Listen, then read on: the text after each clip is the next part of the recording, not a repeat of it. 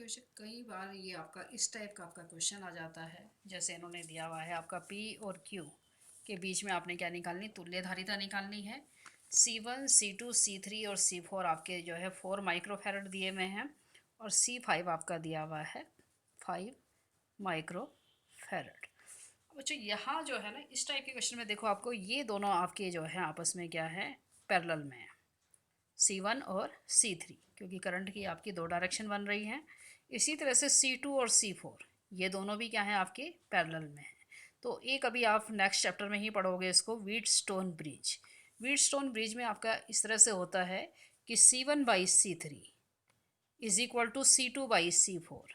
अगर इन दोनों की वैल्यू आपकी क्या आ जाती है, इक्वल आ जाती है, तो इस वाले C5 में कोई भी करंट आपका क्या नहीं होगा, फ्लो नहीं होगा, कोई करंट नहीं, आपकी धारा प्रवाहित नहीं होगी। और इस कंडीशन में जो है आपका, यानी कि ये इस तरह से निर्माण होता है आपका, रोम्बस की तरह जो है आपका एक निर्माण होता है। इसको हम व्हीटस्टोन सेतु कहते हैं। इसके अकॉर्डिंग अगर ये P इसकी वो है, भुजा है, ये आपकी Q है, ये R है, ये आपकी S है, या ये P है, ये Q है, ये R है, ये S है, तो इसमें रिलेशनशिप होता है आपका P/Q is equal to R/S। तो अगर हमें ये चीज़ मिल जाती है तो इसका मतलब है ये आपका व्हीटस्टोन सेतु बना रहा है। अब इसके अकॉर्डिंग देखिए आप, C1/C3 आपके पास क्या है, C1/C3 is equal to C2/C4। इस कंडीशन को ये सेटिस्फाई कर रहा है।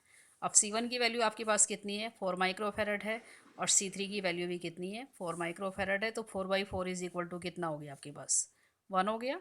इसी तरह से 4/4 इज इक्वल टू क्या हो गया आपका, 1 हो गया। यानी कि ये दोनों क्या है, रेशियो आपके क्या हो गए, आपके इक्वल हो गए। तो यहाँ से क्या मिल गया आपको, C1/C3 is equal to C2/C4। तो ये है क्या है आपका, व्हीटस्टोन सेतु का संतुलित समीकरण है। ये कैसा क्या लिखोगे आप, ये है व्हीट स्टोन सेतु का संतुलित समीकरण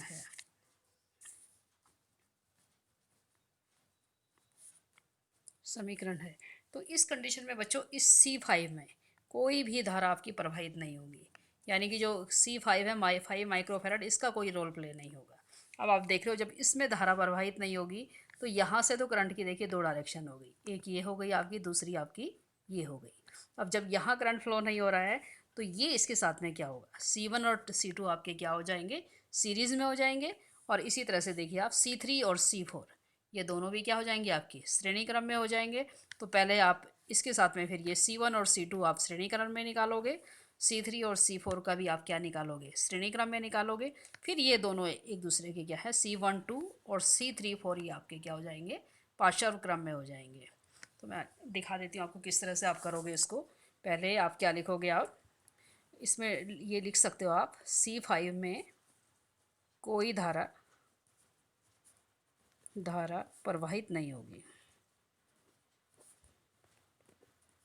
नहीं होगी। क्यों नहीं होगी, क्योंकि ये व्हीटस्टोन सेतु का क्या कर रहे हैं, निर्माण कर रहे हैं। अब जो है आप अब इसके अकॉर्डिंग आपका क्या हो गया, C1 व C2 श्रेणी क्रम में है। क्यों श्रेणी क्रम में है, मैंने आपको बता दिया, क्योंकि यहाँ पे जो है इस C5 का, यहाँ पे इस वाले, यहाँ से इस भुजा में जो है कोई भी धारा आपकी प्रवाहित नहीं होगी। ये C1 सपोज़ ये आपका I है, तो यहाँ भी पूरा I मिल जाएगा आपको, या I1 है सपोज़, ये आपका क्या था, I था, यहाँ I1 हो गया, यहाँ पे आपका क्या हो गया, I2। आप लिखोगे नहीं ये चीज़ें, ये आपको खाली मैं समझाने के लिए बता रही हूँ। ये I2 हो गया, तो यहाँ अगर I1 मिला तो इसको भी I1 ही मिल रहा है, इसको I2 नहीं मिलेगा। तो C1 व C2 क्या है, आपके श्रेणी क्रम में है।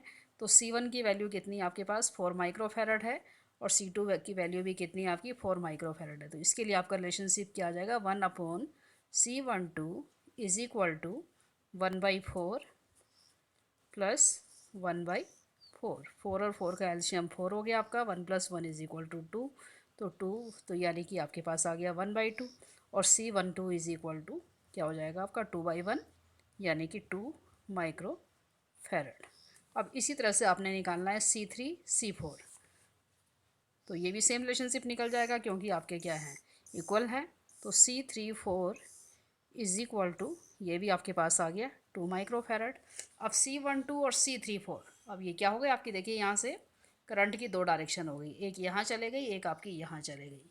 तो क्या लिखोगे फिर आप, C12 व C34 किसमें आपके पार्श्व क्रम में है, पार्श्व क्रम में है।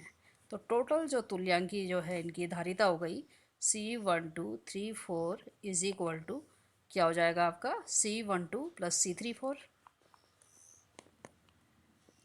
तो बच्चों ये आपके पास आ गया, C12 की वैल्यू भी आपकी 2 निकली और C34 की वैल्यू भी आपकी कितनी निकली हुई है, 2 निकली हुई है।